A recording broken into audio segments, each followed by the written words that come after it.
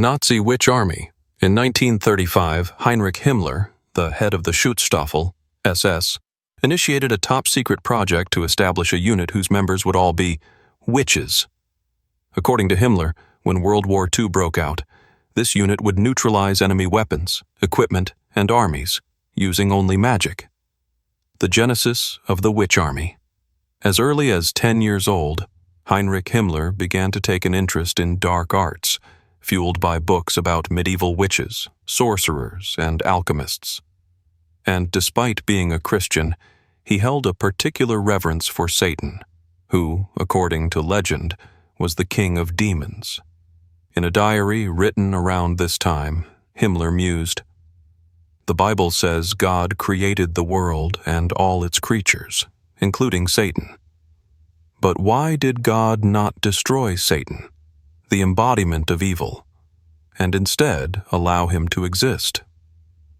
This implies that Satan's power is no less than God's." In August 1923, after joining the Nazi Party, and then in 1929, after Hitler appointed Himmler as Reichsfuhrer and head of the SS, he believed the time had come to establish a witch army. However, it wasn't until 1933 when the SS's ranks swelled to 52,000 members with an operating budget second only to the military and the Gestapo secret police that Himmler proceeded. Alongside existing SS departments like Sicherheitsdienst, Internal Security, SS Rasse und Siedlungshauptamt, responsible for racial settlement, Kriminalpolizei, Criminal Police, and SS Reichssicherheitshauptamt, Reich Central Security Office, Himmler established a special unit called Deutsche Waffen H, the Imperial Military Witches Squad. In German, H is short for Hexen, meaning witches, with the aim of researching and understanding witchcraft for application in warfare. The symbol of Deutsche Waffen H was a deer-shaped biscuit, alluding to the Salem witches in America who allegedly used deer blood to cause scabies in rebellious black slaves in the late 16th century. In September 1934, the Deutsche Waffen H officially began operations with nearly 300 personnel. Disguised as students, teachers, and researchers, they visited libraries in Germany and several neighboring countries such as Austria, France, Russia, and Italy to search for and transcribe all documents relating to witchcraft. Erich Steiner, one of the members of Deutsche Waffen H who was captured by the Allies as a prisoner of war at the end of World War II, testified about his work as follows.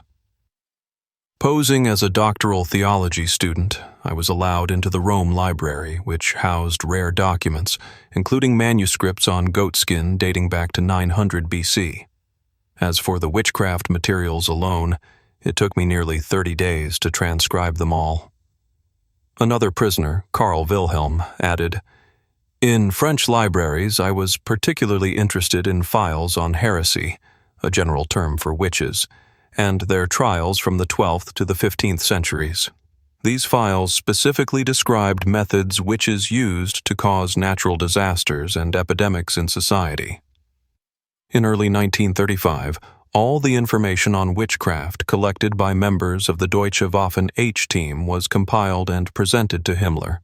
This material primarily focused on dark magic, such as smearing bat blood on oneself to conceal one's identity as a witch, burning cannabis flants, cannabis, and inhaling the smoke to project one's spirit anywhere, or thrusting a sharpened stake into an enemy's heart to make them turn and destroy their own comrades.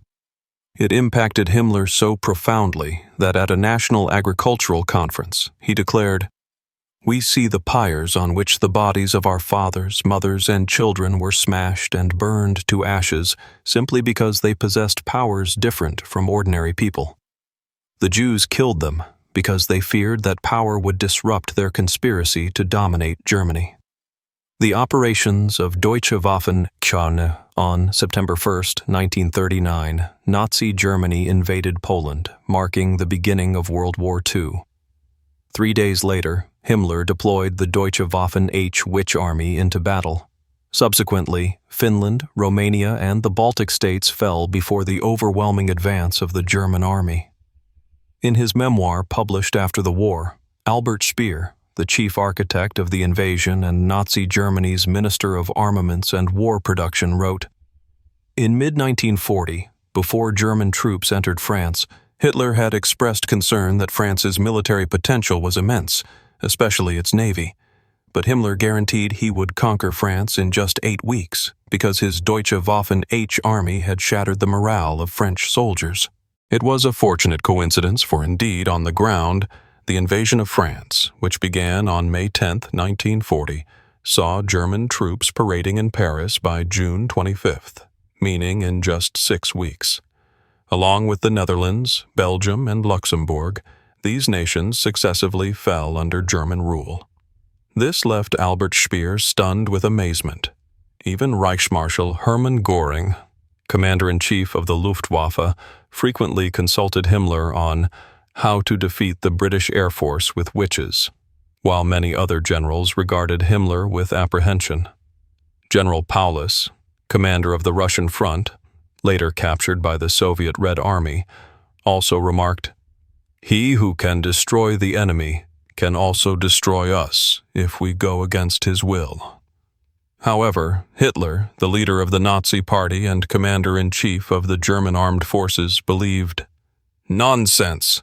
Our army here has reached its peak maturity, invincible in every battle. All these so-called mystical things must line up behind me." Yet Hitler took no action to prevent or terminate the activities of Deutsche Waffen. According to Albert Speer, Hitler wanted to maintain this facade because, in some ways, it served to boost the morale of German soldiers while contributing to the demoralization of the enemy. In his memoir, Albert Speer wrote, "No one truly knew if Hitler believed in supernatural powers, but given the perceived benefits brought by the witches, even if only rumors, it was more or less advantageous to him when launching total war." Entering 1941, with the participation of the Japanese Empire and Fascist Italy, the German army virtually dominated Europe, with the exception of Britain. During this period, Himmler's mystical witch squad reached its peak. In a speech to the Deutsche Waffen, he declared, "German witches possess spiritual power, people who were oppressed by a group of Christian priests in the Middle Ages, or more specifically, by the Jews. Therefore, the Jews are the instigators of plots to destroy Germans. They killed millions of our witches, so now they must pay the price." Although contemporary and later documents have proven that the inhabitants of European villages often resolve their personal conflicts with someone among them by accusing that person of being a witch. A German scholar, Gunther Dippold, wrote in his essay, Hexenwahn, The Witchcraft Delusion Syndrome, that in the mid-12th century, Hexenwahn swept through Germany. The total number of suspected witches killed was about 50,000 to 60,000. This is far from the millions Himmler claimed. Himmler probably understood this but wanted to exploit the past to justify his current actions. According to Albert Speer, Himmler and his cousin Wilhelm August Patton believed their ancestors were burned to death for being witches. His establishment of Deutsche Waffen was merely to reinforce his family's myth. But for the SS Rasse- und Siedlungshauptamt, the agency responsible for racial settlement, Himmler's declaration was understood as a green light for the extermination of Jews. If in 1939 the Jewish community in Germany was only forced to live in ghetto settlements, now the SS Rasse- und Siedlungshauptamt established concentration camps in Germany and Poland, where 7 million Jews were sent to gas chambers. On June 22, 1941, Nazi Germany invaded the Soviet Union, despite the two countries having signed a non-aggression pact. Initially, German troops advanced very rapidly. In less than 6 months, the Germans had encircled Stalingrad and were only 24 kilometers from the capital, Moscow. However, by January 1942, the German offensive began to falter, not only due to fierce Russian resistance, but also because the Russian winter halted the advance of German tanks. Many German soldiers died from unbearable weather, often reaching 30 to 40 degrees Celsius. In his memoir, Albert Speer wrote, "Faced with this situation, Himmler summoned all the best witches in the WW2 to perform spells to rapidly melt the ice and snow on the Russian fronts." The ceremony was held in the courtyard of the WW2 headquarters with the participation of 300 witches. To give the magic more power, Reinhard Heydrich, Himmler's deputy and right-hand man, had someone exhume the grave of witch Margaret Himmler, who was executed on April 4, 1629, in Mergentheim. All remaining contents from the grave were collected and burned in a large bonfire. The witches walked around the fire while chanting spells. At the end of the ceremony, Himmler sent a telegram to General Friedrich Paulus, Commander-in-Chief of the Soviet Front. "Prepare a full-scale attack. By tomorrow, all the ice and snow blocking your path will disappear." But no disappearance was seen. Only Paulus's troops died, surrendered, or were captured. Even Paulus himself was captured by Russian forces on January 31, 1943, just one day after Hitler promoted him to field marshal. The witches also fled. In May 1945, Nazi Germany surrendered as Soviet troops advanced into East Berlin and American and Allied forces approached from the west. Prior to this, Hitler had appointed Himmler to command Army Group Upper Rhine and Army Group Vistula, but both army groups were utterly defeated. Realizing Germany would lose the war, Himmler instructed his witches to try to contact the Allies to negotiate peace. When Hitler learned of this, he ordered Himmler stripped of all his positions and arrested, but Himmler quickly fled with his 14 most trusted witches. On May 9, 1945, 12 of the 14 trusted witches abandoned him. On May 10th, Himmler and the remaining 2 witches were captured by the British Army.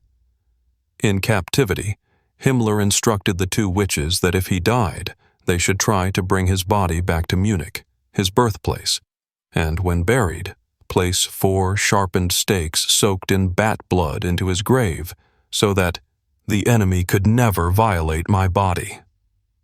On May 23, 1945, the British intelligence officer in charge of interrogating prisoners recognized Himmler as the architect of the concentration camps, gas chambers, and crematoria for Jews.